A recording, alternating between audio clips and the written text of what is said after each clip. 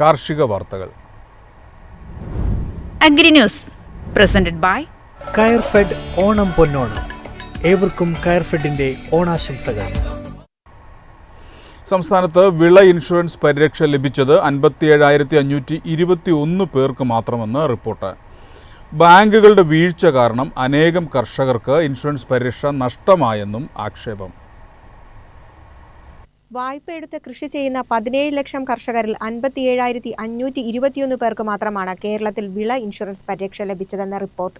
2023 October മുതൽ 2024 March വരെയുള്ള സംസ്ഥാനത്തെ വിള ഇൻഷുറൻസ് റിപ്പോർട്ടിലാണ് ഇക്കാര്യം ചൂണ്ടിക്കാണിക്കുന്നത്.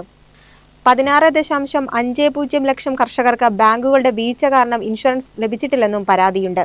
വിള ഇൻഷുറൻസ് പദ്ധതിയിൽ അംഗമായവർക്ക് മാത്രം 83 കോടി രൂപ നഷ്ടപരിഹാരമായി നൽകി. എന്നാൽ മൊത്തം കർഷകരുടെ നഷ്ടം കണക്കാക്കുമ്പോൾ ആകെ നാശനഷ്ടം 1,200 കോടിയോളം ഉണ്ടാകുമെന്നാണ് കൃഷി വകുപ്പ് അറിയിച്ചത്. കൊടും ചൂട് കാരണം വൻതോതിൽ വിളകളുടെ നാശത്തിന് കാരണമായി. 32 ഡിഗ്രിക്ക് മുകളിൽ ചൂട് കൂടിയ സ്ഥലത്തുള്ളവർക്കാണ് ഇൻഷുറൻസ് നഷ്ടപരിഹാരം നൽകിയത്. News desk MyFin TV.